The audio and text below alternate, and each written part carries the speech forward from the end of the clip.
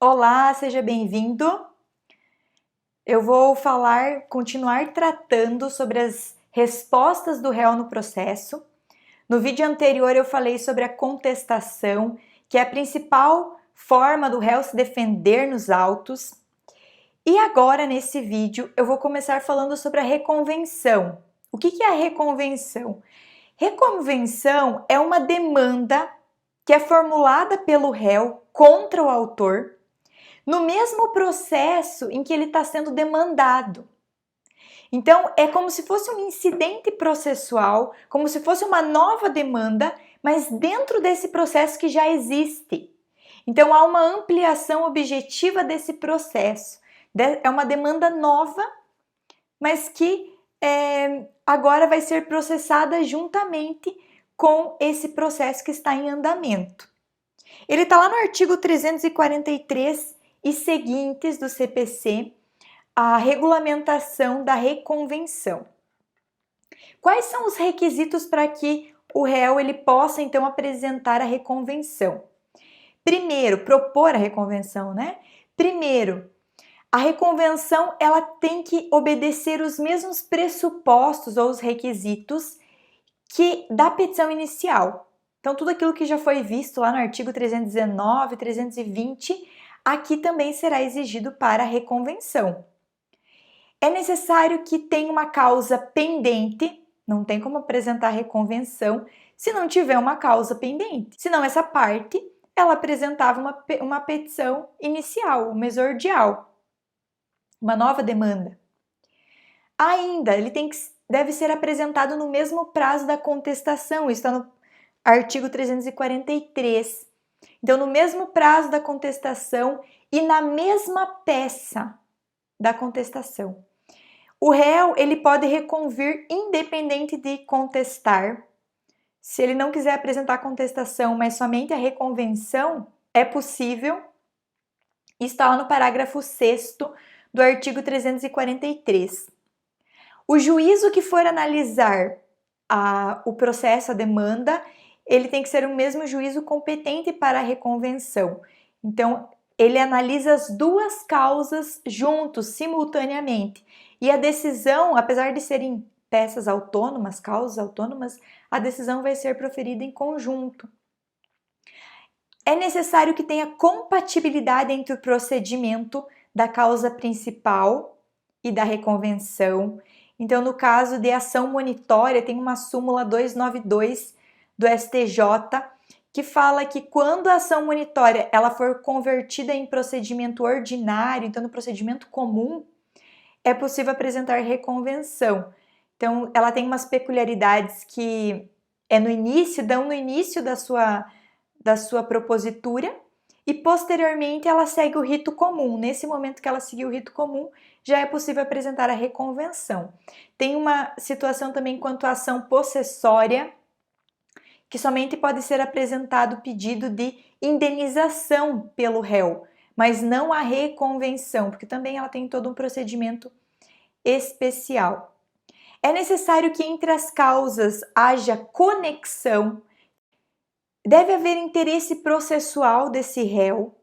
Então, quando o efeito prático almejado pela reconvenção, ele pode ser alcançado pela própria contestação, pela defesa do réu no processo, não é necessário que ele apresente reconvenção. A reconvenção é somente útil, ela tem utilidade, tem necessidade quando não tem outra forma dele conseguir esse resultado prático.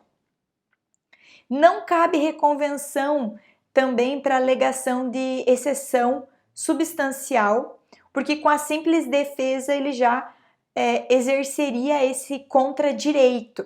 Um exemplo é a alegação de que ocorreu o pagamento, de que algumas parcelas foram pagas. Isso ele pode alegar na própria defesa. Também quanto à ação declaratória, que é uma ação de natureza dúplice, ou seja, o juiz ele pode tanto dizer que o autor tem direito, como ele pode dizer que o réu tem direito, que o direito, na verdade, é do réu. Então, seria uma ação dúplice. o réu ele não precisa reconvir, ele pode simplesmente apresentar defesa com a contestação. A súmula 258 do STF, ela fala que é admissível reconvenção na ação declaratória, mas isso deve ser considerado, essa súmula deve ser considerado para quando o réu ele pretende reconvir de outra situação que não aquela alegada pelo autor. Então, para formular uma outra pretensão, isso sim. Mas agora, caso seja somente aquilo que o autor já alegou, ele pode fazer na sua simples defesa.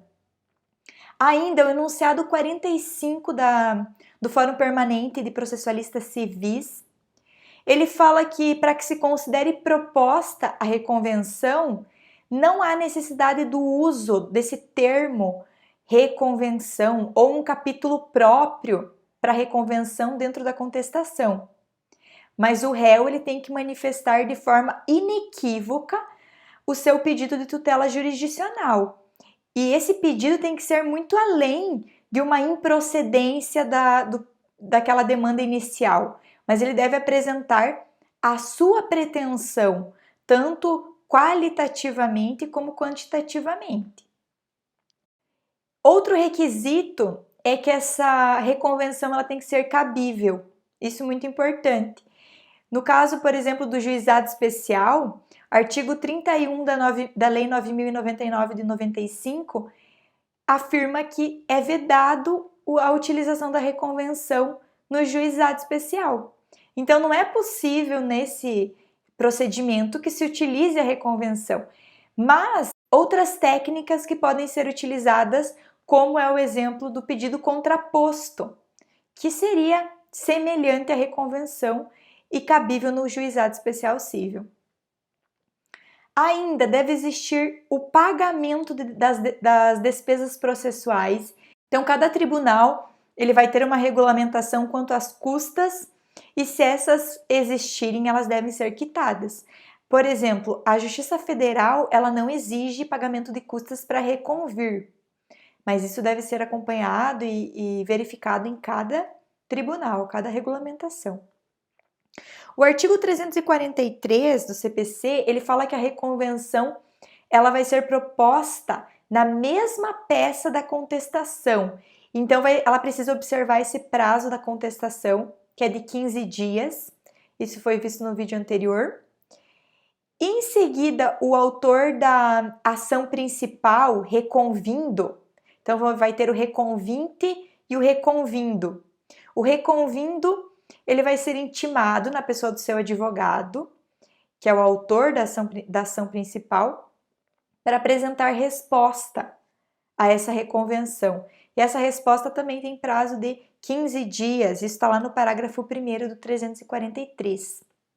No CPC de 73, a reconvenção ela era apresentada em peça autônoma, mas o CPC de 2015, ele extinguiu uma série de formalismos desnecessários, houve uma desburocratização.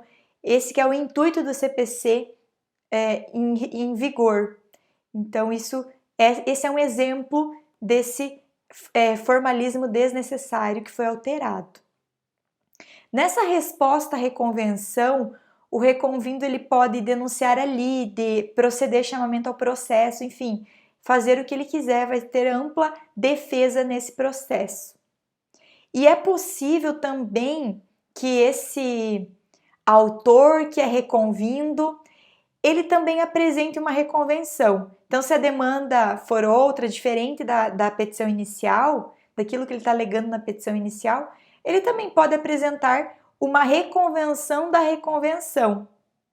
E salvo se for um caso de ação monitória, que isso não é permitido, artigo 702, parágrafo 6º do CPC. Embora a ação principal e a reconvenção elas sejam julgadas juntas, elas são consideradas autônomas, então é possível que a principal ela não tenha o mérito apreciado, mas que a ação de reconvenção ela prossiga. Está lá no parágrafo 2º do 343. E essa decisão que indeferir, seja de forma liminar a petição inicial ou julgar improcedente o pedido de forma liminar, ela não extingue o processo principal. Então, ela é considerada uma decisão interlocutória e ela vai ser recorrível por agravo. O réu, ele pode reconvir em face do substituto processual, desde que a reconvenção ela se dirija ao autor, então ao substituto, mas ela seja fundada em pretensão que ele tem em face do substituído, porque precisa ter uma conexão com a demanda principal. Isso está lá no parágrafo 5º do 343. Como foi dito anteriormente, se essa demanda ela tiver uma limitação cognitiva, como é o caso do juizado especial ou algum procedimento sumário, a parte ela pode realizar o pedido contraposto e vai ficar restrita àqueles fatos da causa. Já a reconvenção, ela possui ampla cognição, pode ter natureza variada, basta que ela tenha conexão com a ação principal ou com esses fundamentos da defesa. Então, era isso que eu tinha para falar acerca da reconvenção. E continuando quanto às respostas do réu, também pode acontecer desse réu ele não se manifestar nos autos, ou se manifestar de forma intempestiva, que é o que nós chamamos de revelia. Então, é essa não apresentação tempestiva de uma contestação, de uma defesa nos autos. E está previsto lá no artigo 344 e seguintes do CPC. A revelia, ela possui alguns efeitos. Quais são os efeitos da revelia? Primeiro, há uma presunção de veracidade das alegações de fato que são feitas pelo demandante. Artigo 344. Se o réu não contestar a ação, será considerado revel e presumir-se-ão verdadeiras as alegações de fato formuladas pelo autor. Então, aquelas alegações que foram feitas pelo autor, como o réu não se manifestou, elas são consideradas verdadeiras. Ainda, os prazos contra o réu revel, que não tem advogado nos autos, eles fluem a partir da publicação da decisão, artigo 346. Então, se ele não tem advogado, isso vai fluir. E o revel, ele pode intervir no processo em qualquer fase, mas ele vai receber o processo nesse estado em que ele se encontra, está lá no parágrafo único. Quanto ao efeito processual, há uma preclusão em desfavor do réu de poder alegar algumas matérias de defesa. Ele perde essa possibilidade de alegar aquilo que ele deveria ter alegado em momento oportuno. E ainda é possível o julgamento antecipado do mérito. Caso se produza o efeito material, caso o juiz ele considere esses fatos como verdadeiros, ele pode julgar esse processo de forma antecipada, considerar que encerrou a fase instrutória, que não haverá fase instrutória, e se esse processo não tem mais provas a produzir, então ele deve ser julgado. Isso está lá no artigo 355, inciso 2º do CPC.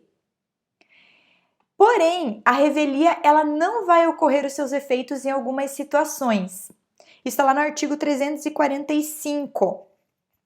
Quando que ela não produz os seus efeitos? Havendo pluralidade de réus, se algum deles contestar a ação. Então, esse inciso primeiro, o efeito ele só é afastado em relação àquele fato comum, que é alegado por esse réu que se manifestou. Segundo, se o litígio versar sobre direitos indisponíveis. Então, se tratar de direitos indisponíveis, não é permitido que seja considerado verdadeiro aquilo que foi alegado, que esses fatos sejam considerados verdadeiros, os fatos do autor. Terceiro, se a petição inicial não estiver acompanhada de instrumento que a lei considere indispensável a prova do ato. Se precisa de algum documento que a lei considere indispensável, então não vai ser considerado verdadeiro. As alegações de fato formuladas pelo autor forem inverossímeis ou estiverem em contradição com a prova constante nos autos. Então, se tudo aquilo que o autor trouxe nos autos é contraditório quanto ao que ele alegou na petição inicial, não vai ser considerado verdadeiro aquilo que ele falou. O juiz ele vai analisar amplamente, vai verificar esse processo. Então, se não houver o mínimo de verossimilhança, de indícios de que aquilo que ele está falando é verídico, uma prova mínima para lastrear essa postulação não vai acontecer o efeito material, que é considerar verdadeiro os fatos alegados pelo autor. E veja que a revelia, ela não acarreta a procedência automática dos pedidos iniciais. O juiz ele tem que analisar esse processo, ainda que o réu não tenha se manifestado. Alguns autores eles citam ainda outras situações que a revelia ela não vai produzir essa confissão ficta. Quando a citação ela tiver sido ficta, então se foi feito por edital ou por citação por hora certa, ou quando o revel ele estiver preso, porque vai ser nomeado um curador para promover a sua defesa, não vai ser considerado verdadeiro esses fatos alegados pelo autor. Quando o terceiro tiver ingressado no processo como um assistente do revel, então ele pode ser considerado inclusive substituto processual, como foi visto nas intervenções de terceiros. Nesses casos, não ocorre esse efeito material. E a revelia, ela vai ser ineficaz quanto às matérias que podem ser alegadas após a contestação. Então, está lá no artigo 342. Então, ele pode alegar em qualquer momento. E mesmo que o réu ele seja revel, o autor ele não pode aditar ou alterar a causa de pedir. Então, essa causa de pedir não pode ser alterada, salvo se tiver uma nova citação do réu, que aí vai abrir prazo para resposta, e aí ele pode alterar essa causa de pedir, porque não é possível ter esse consentimento do réu.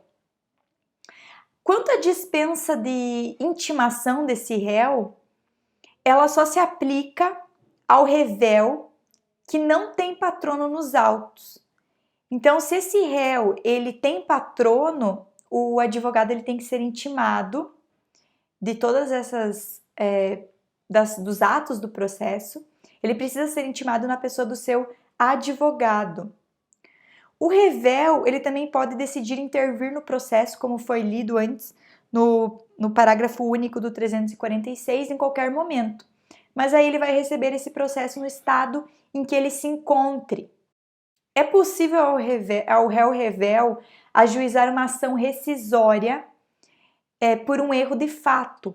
Se a sentença ela considerar existente um fato que não ocorreu ou inexistente um fato que tenha acontecido, ele pode sim ingressar com uma ação rescisória e é possível haver revelia nessa reconvenção. Ocorre que haverá apreciação dos fatos comuns, porque o juiz ele vai analisar tudo aquilo que está nesse processo, né? Tem uma regra de comunhão de provas. E o juiz ele não pode presumir existente os fatos que foram considerados não ocorridos por conta da instrução probatória da ação originária. Então, ele não pode simplesmente achar que dizer que aquilo não aconteceu, porque há uma revelia. Então, isso que eu tinha para tratar acerca da revelia. Outra forma de manifestação do réu, então uma resposta do réu nessa ação, é a arguição de impedimento ou de suspeição, que também pode ser realizada pelo autor. O que é a arguição de impedimento ou suspeição? Então, vai ser um incidente, é uma forma estabelecida em lei para afastar aquele juiz que ele está na causa, está competente para julgar aquela causa, mas lhe falta imparcialidade. E a imparcialidade é um pressuposto processual subjetivo que o juiz ele deve ter. Então, esse juiz que é considerado parcial no processo, ele deve ser afastado, retirado desses autos. O impedimento e a suspeição, eles vão se referir à pessoa do juiz, então, que ele vai ser parte nesse incidente. Essa parte que alegar o impedimento ou a suspeição, ela vai ingressar contra, então, como réu estará esse juiz, ele será o réu do incidente. Ainda é possível alegar suspeição e impedimento do membro do Ministério Público, do auxiliar de justiça ou qualquer outro sujeito que seja imparcial no processo e que a ele não seja permitida essa imparcialidade. Isso está lá no artigo 148 do CPC. No tribunal, a arguição de impedimento ou suspeição vai ser regulada por um regimento interno, então tem que verificar o regimento interno, como fala o parágrafo 3º do artigo 148 do CPC.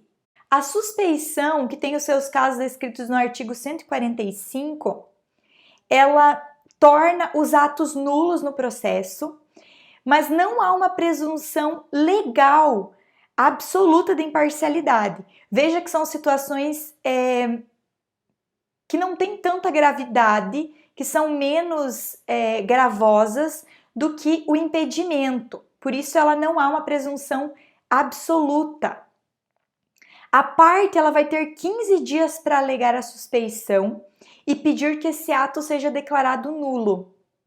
Ele pode ser reconhecido de ofício pelo juiz, isso está lá no artigo 145, no parágrafo 1º, ele fala que o juiz ele pode, até mesmo ele mesmo pode se alegar suspeito e se retirar desses autos. E essa suspeição, ela não admite ação rescisória. Se ela não for alegada nesse momento, opera essa preclusão e a parte não pode mais alegar.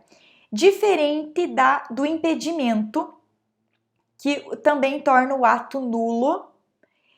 Porém, essa presunção legal de imparcialidade, ela é absoluta. Então, ela pode ser alegada a qualquer tempo e qualquer grau de jurisdição, porque não vai precluir.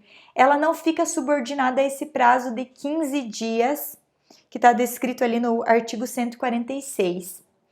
Também pode ser reconhecido de ofício pelo juiz, e em razão da gravidade, ele admite ação rescisória futuramente, caso seja julgado esse processo, para que se constitua então essa nulidade.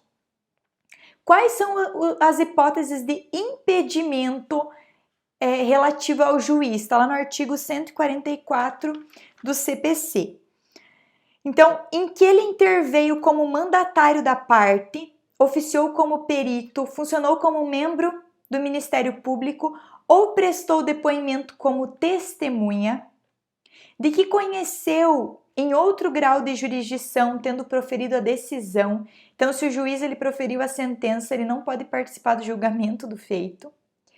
Quando nele estiver postulando como defensor público, advogado, membro do Ministério Público, o seu cônjuge ou companheiro, ou qualquer parente consanguíneo ou afim em linha reta ou colateral, até o 3º grau, inclusive. Nessa hipótese, esse impedimento ele só vai se verificar quando o defensor, o advogado, o membro do Ministério Público, ele já integrava o processo antes do início da atividade judicante do juiz, como diz o parágrafo 1º do CPC. E essa hipótese ela também se verifica no caso de mandado conferido a membro do escritório de advocacia que tiver nos seus quadros um advogado que ostente essa condição. Então, mesmo que ele não intervenha no processo, está lá no parágrafo 3º. Ainda, quando for parte no processo, ele próprio, seu cônjuge ou companheiro, ou parente consanguíneo ou afim, em linha reta ou colateral até 3º grau, inclusive. Quando for sócio ou membro de direção ou de administração de pessoa jurídica, parte no processo. Essa regra ela não se aplica quando o juiz ele for um mero acionista, e sem ter qualquer poder de gestão, não vai ser afastado.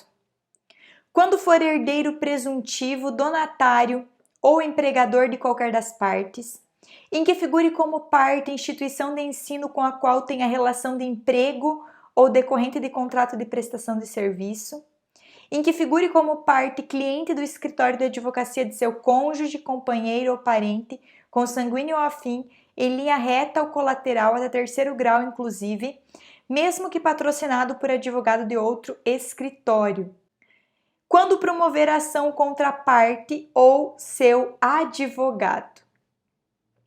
Então, também o artigo 147, ele fala que quando 2 ou mais juízes forem parentes consanguíneos, afins em linha reta ou colateral até o terceiro grau, inclusive, o primeiro que conhecer do processo impede que o outro nele atue, caso em que o segundo se excusará remetendo os autos ao seu substituto legal. Então veja que essa regra do 147, ela foge ali dos incisos do artigo 144, mas ela também é uma hipótese de impedimento.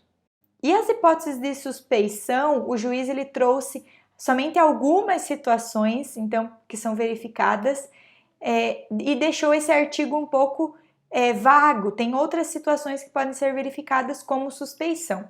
O que ele fala na suspeição? Amigo íntimo ou inimigo de qualquer das partes ou dos seus advogados. Isso é uma novidade com relação ao CPC de 73. Que receber presentes de pessoas que tiverem interesse na causa antes ou depois de iniciado o processo, que aconselhar algumas das partes acerca do objeto da causa, ou subministrar meios para atender às despesas do litígio. Quando qualquer das partes for sua credora ou devedora de seu cônjuge ou companheiro ou parente, em linha reta até terceiro grau. Interessados no julgamento do processo em favor de qualquer das partes. E o parágrafo 1º fala que o juiz ele pode se declarar suspeito por motivo de foro íntimo, sem a necessidade de declarar as suas razões. Então, qualquer situação que ele verifique que não vai agir com imparcialidade. Para evitar abusos, o CNJ ele editou uma resolução, que é a Resolução 82 de 2009. Essa arguição de impedimento ou suspeição, ela vai suspender o processo, artigo 313, inciso 3º do CPC. Esse incidente, ele vai ser sempre da competência de um tribunal, então é o tribunal que vai ter que verificar, julgar essa demanda. Vai ser distribuído para um relator, e esse relator, ele deve declarar os efeitos em que ele vai receber esse impedimento.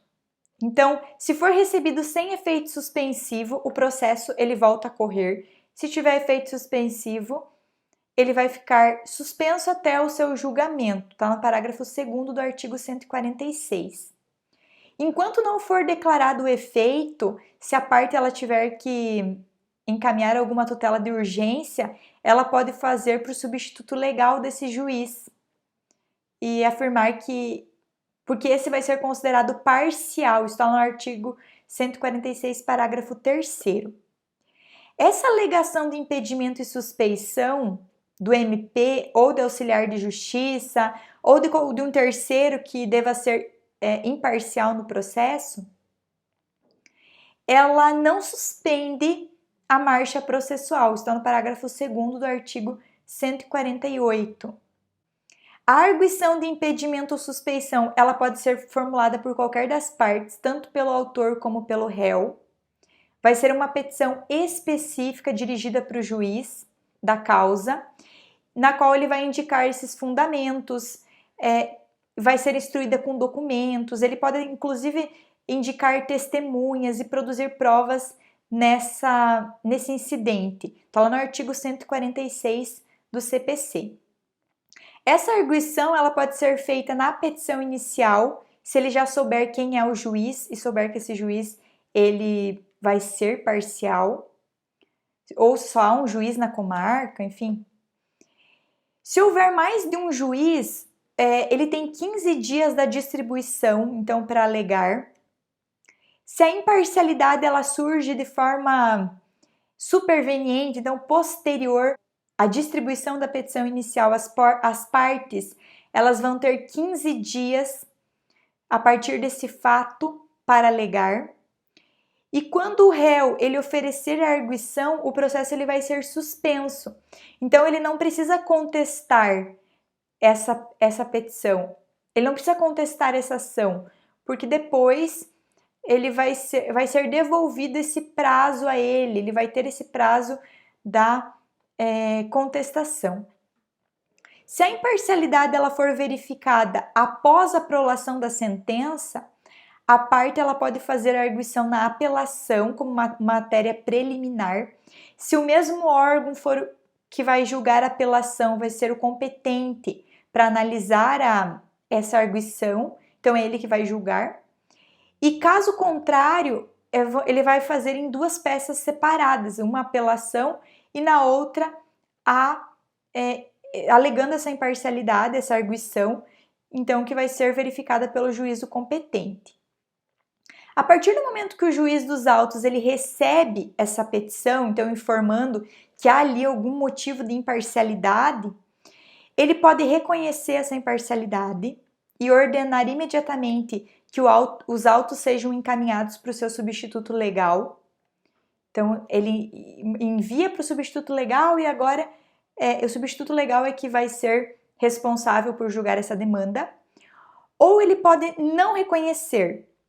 Então, ele vai determinar essa autuação em apartado dessa petição e no prazo de 15 dias ele vai apresentar as suas razões, ou seja, a sua defesa nesse processo. Vai colocar documentos, testemunhas, para provar que ele é imparcial quanto a esses autos. A outra parte que não arguiu, ela não vai participar desse incidente. E considerando que esse juiz ele não reconheceu, então, a imparcialidade, ele vai apresentar a sua defesa. Esse tribunal, ele pode acolher a arguição e ele vai fixar, então, o momento a partir do qual o juiz atuou com parcialidade. Ele vai decretar a invalidade dos atos do juiz, se praticado quando já havia esse motivo. Ele vai condenar o juiz nas custas do processo e ele vai remeter os autos para o juiz, para o seu substituto legal, o substituto daquele que era imparcial. O juiz ele pode inclusive recorrer dessa decisão. Se o tribunal ele não acolhe a arguição, então essa vai ser rejeitada e o processo ele volta a correr normalmente e aquele juiz vai continuar analisando, vai continuar julgando aquele processo. Essa decisão sobre a parcialidade do juiz, ela é uma decisão de mérito. Então ele não pode novamente ingressar com uma ação naquele mesmo juízo que haja a imparcialidade. E caso isso acontecer, o juiz ele já deve se declarar impedido nesses autos, né? Impedido de participar desses autos. O artigo 144, parágrafo 2º e 145, parágrafo 2º, eles vão vedar o impedimento e a suspeição provocada. Então, se a parte, ela ocasionou aquilo, ou ela concordou com aquela forma, e depois alega, ela não pode se beneficiar da sua própria torpeza. É a vedação ao venire contra factum próprio. Então era isso que eu tinha para falar sobre esses assuntos. Eu espero que você tenha gostado. Curte, comenta e até a próxima.